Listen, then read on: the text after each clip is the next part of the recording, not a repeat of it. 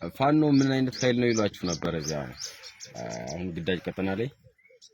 ፋኖ የተዋጉ አይደለም ዝም ብሎ ለዝናት ነው እነሱ በቃ ሰው መረበኝ ነው ሀገር መረበኝ ነው ግን ውጋ አይደለም ያለ ያሉ። እናንተ ምን ትረዱ ነበር? ታምኗቸው ነበር ወይስ? ያምን አናገም ዝም ብሎ ስራ ከዚህ በፊት መጀመሪያ ጊዜ አመናችሁ? እሺ ከዚያ በኋላ ማን ያስረዳችሁ? ዝም ብለው እኛም ልጆች እየጠፋ የእናንተ ልጆች እየጠፉ ሄዱ። ሲጠፉ ይደውሉላችኋል? እሱ ላይ እንዘማለን ከዚያ ቢሏችሁም አታምኑም ከዚያ በኋላ? ኦኬ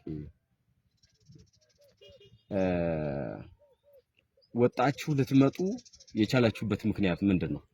ከመከላከያ ወጣችሁ ወደዚህ ለመምጣት የፈለጋችሁበት ምክንያት? ማሸነፋችን እናቃለን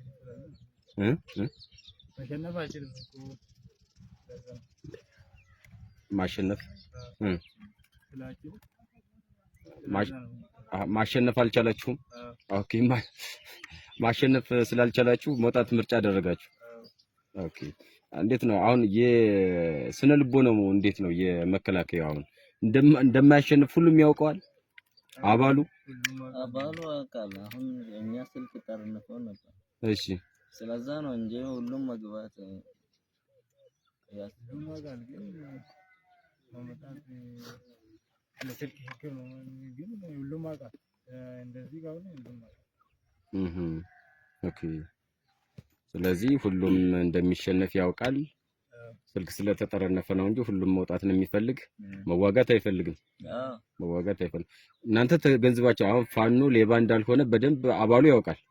ተገንዝቧል። ያውቃል ይሄን አይደል? ኦኬ ከየት ነው የመጣው ነው ያልከኝ? ከመጀመሪያው ከስምህ ጀምር። ከሱሉልታ። አንተ ከየት ነው ያልከኝ? አርሲ